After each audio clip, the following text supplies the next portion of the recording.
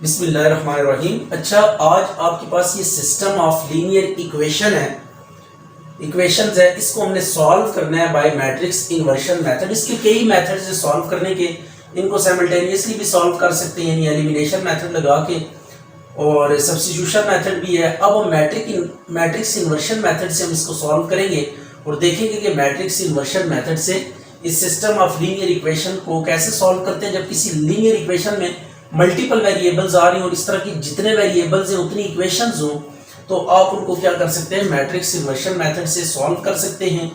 तो अब देखते हैं कि मैट्रिक्स इन्वर्शन मेथड कैसे अप्लाई होगा। तो सबसे पहला काम ये करेंगे कि इनको ना हम कन्वर्ट करेंगे मैट्रिक्स में। इस सिस्टम को पहले मैट्रिक्स नोटेशन में लिखेंगे। तो ये आपके पास मैट्रिक्स नोटेशन है 4 6।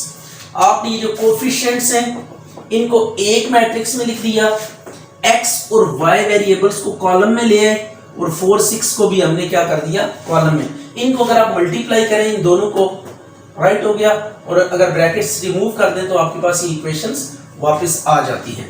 अब हमने करना ये, इनको नाम देना है। तो इस पहले वाले को हम a का नाम दे देते हैं, x y वाले को x का नाम दे देते हैं और इसको b का। ये सॉल्यूशन कॉलम है लास्ट वाला और ये कोफिशिएंट मैट्रिक्स है। अब मैट्रिक्स इन्वर्शन मेथड है तो x की वैल्यू हमने फाइंड करनी है। बेसिकली x और y हमने डिटरमिन करना होता है। तो अब x और y की वैल्यू फाइंड करने के लिए आपको x चाहिए। जब x आएगा तो इससे हम x और y डिटरमिन कर लेंगे। तो अब x चाहिए तो x के साथ a क्या हो रहा है, मल्टीप्लाई हो रहा है, तो इसको यहां से हटाना पड़ेगा। तो इस a को हम क्या करते हैं, दूसरी साइड पे शिफ्ट करते हैं। जब a को दूसरी साइड पे शिफ्ट करेंगे तो ये जाके इनवर्स बन जाएगा, राइट हो गया। एक तरफ अगर कोई मैट्रिक्स मल्टीप्लाई हो रहा है, दूसरी तरफ जाके भी उसको मल्टीप्लाई करेंगे, लेकिन उसको नहीं बल्कि उसके इनवर्स को क्या करेंगे, मल्टीप्लाई करेंगे, प्रोवाइडेड दैट कि उसका इनवर्स एग्जिस्ट करता हो। ये इसको इक्वेशन 1 का नाम दे दिया। अब हमने इनको लेबल करना है। ये फर्स्ट वाला आपके पास क्या है, a है, 2 - 2 3 2। सेकंड वाला आपके पास ये x है और देन आपके पास क्या है, b है, विच इज 4 6, राइट हो गया। अब आपने करना ये नाम देने के बाद अब आपको क्या चाहिए, a इनवर्स चाहिए, लेकिन हमारे पास a है यहाँ पे। तो अब a का इनवर्स फाइंड करने के लिए सबसे पहले a का डिटरमिनेंट फाइंड करेंगे। तो डिटरमिनेंट क्या आएगा, 2 को 2 से मल्टीप्लाई करेंगे, 2 × 2 माइनस फार्मूले का 3 × -2, 3 × 2। इसको इससे मल्टीप्लाई करना है, इसको इससे मल्टीप्लाई करना है और सेंटर में ये माइनस लगाना है। तो ये मल्टीप्लिकेशन और सिंप्लीफिकेशन के बाद आपके पास क्या आ जाएगा, डिटरमिनेंट आ जाएगा। माइनस इंटू माइनस प्लस होता है, 3 × 2 = 6, तो दिस वन इज 10। तो ये a का डिटरमिनेंट कितना आ गया, 10 आ गया। अब a का डिटरमिनेंट आ चुका है। अब इनवर्स का फार्मूला लगाते हैं। a इनवर्स किसके इक्वल होगा, adjoint of a divided by determinant of a। तो अब एडजॉइंट के सामने एडजॉइंट की वैल्यू पुट करें। एडजॉइंट क्या होता है ये भी हमने निकालना सीखा हुआ है। एडजॉइंट में फर्स्ट और लास्ट का ऑर्डर चेंज करेंगे। यहाँ पे फर्स्ट और लास्ट का ऑर्डर चेंज करना है, 2 2, और बाकी दो का साइन चेंज करना है। यह आ जाएगा माइनस है तो +2 हो जाएगा और ये -3 हो जाएगा। तो ये आपने देखा कि इन दो की जगह चेंज करनी होती है। ये 2 2 है तो जगह चेंज करने से कोई इफेक्ट नहीं होगा, और बाकी दो का साइन चेंज करेंगे। तो साइन हमने चेंज किया, 2 और -3, तो a का डिटरमिनेंट कितना है आपके पास, 10। अब इसको जरा थोड़ा सा इस तरह भी करके लिख सकते हैं, 1/10, 2 2 -3 2। तो ये अब 1, ये जो डिनोमिनेटर में टर्म आ रही है इसको 1 करके अलग कर लें ताकि मल्टीप्लिकेशन में हमें आसानी हो। अब हमने क्या करनी है, इक्वेशन 1 यूज करनी है। इक्वेशन 1 a इनवर्स आ चुका है। जब इनवर्स आ जाएगा तो आपने इक्वेशन 1 को क्या करना है, यूज करना है। तो अब आपके पास x = a इनवर्स की वैल्यू पुट करें। a इनवर्स की वैल्यू क्या है, ये आपने a इनवर्स के सामने a इनवर्स की वैल्यू पुट कर दी और b के सामने b की वैल्यू पुट करें। b की वैल्यू कितनी है, 4 6। अब इसको मल्टीप्लाई कर ले, 1/10, यह आ गया 8 + 12, 12 + 12, तो इट वुड बी 1/10, 20/0, 20। और फाइनली हम क्या करेंगे, फाइनली हमने ये करना है कि x = ये 10 को अंदर जाके डिवाइड कर दे दोनों के साथ, 0/10। तो ये आंसर आपके पास आ जाएगा 20 और x की जगह पे इसकी वैल्यू पुट कर दे एक्स वाई, तो x इज इक्वल टू 2 आ जाएगा, y इज इक्वल टू 0 आ जाएगा। तो सोल्यूशन सेट में इसको ले जाए 2 0, इसका क्या आ गया, सोल्यूशन सेट आ गया।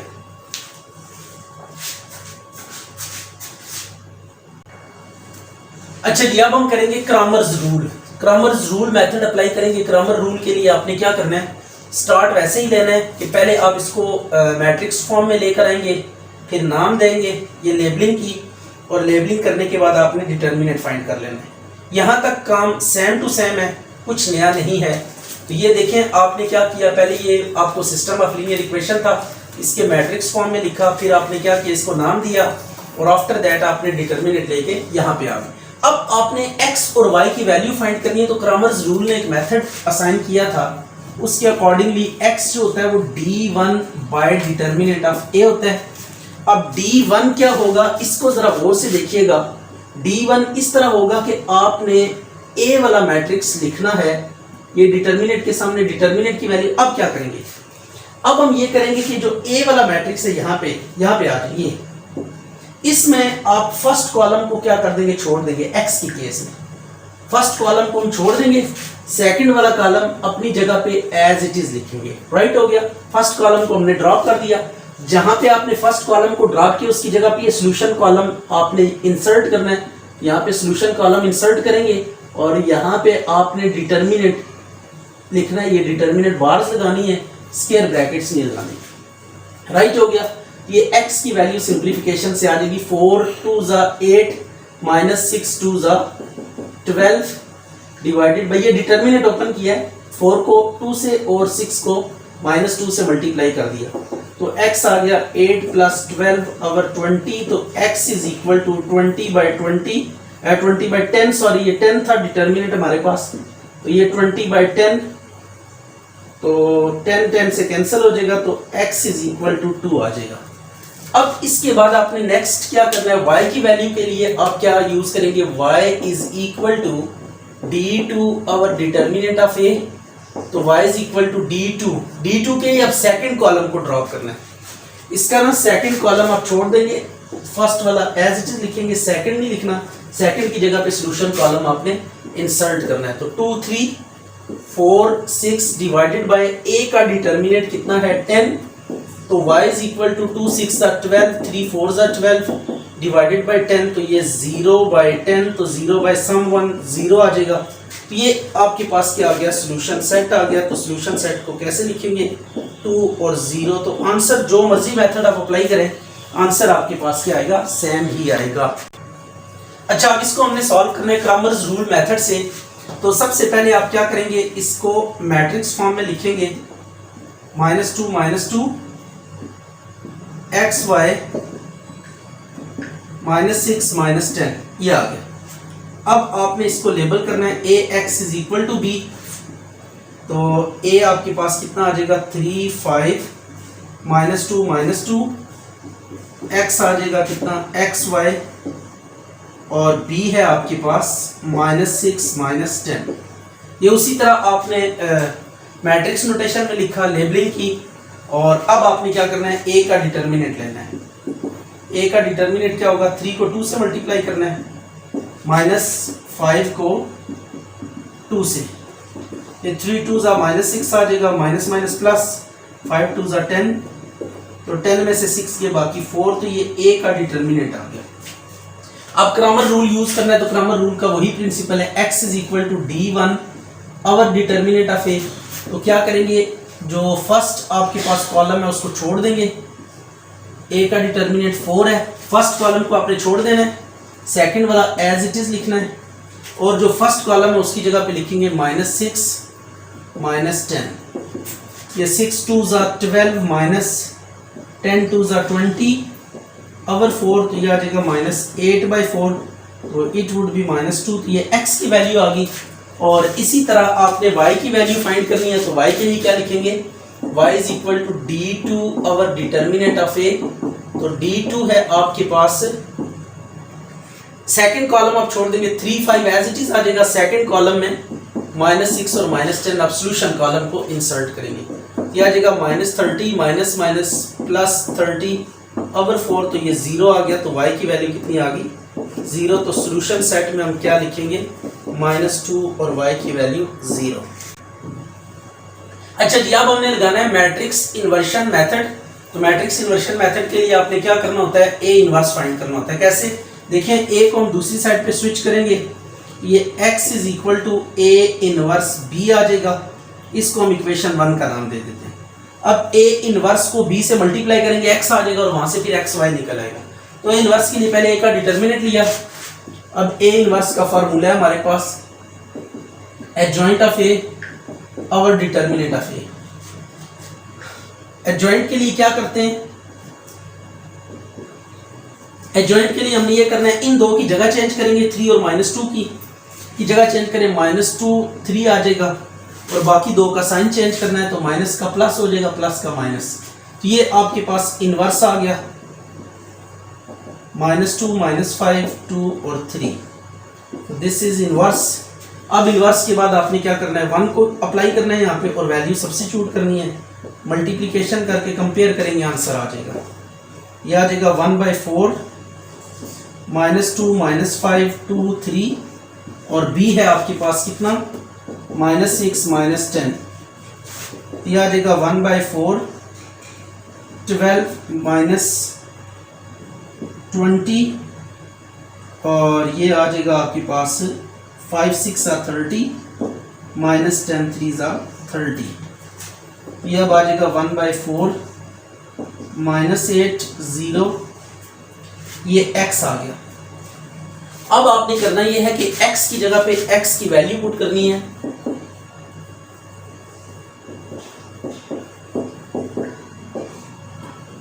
ये आ जाएगा xy -2 और 0, x की वैल्यू -2 y की वैल्यू 0।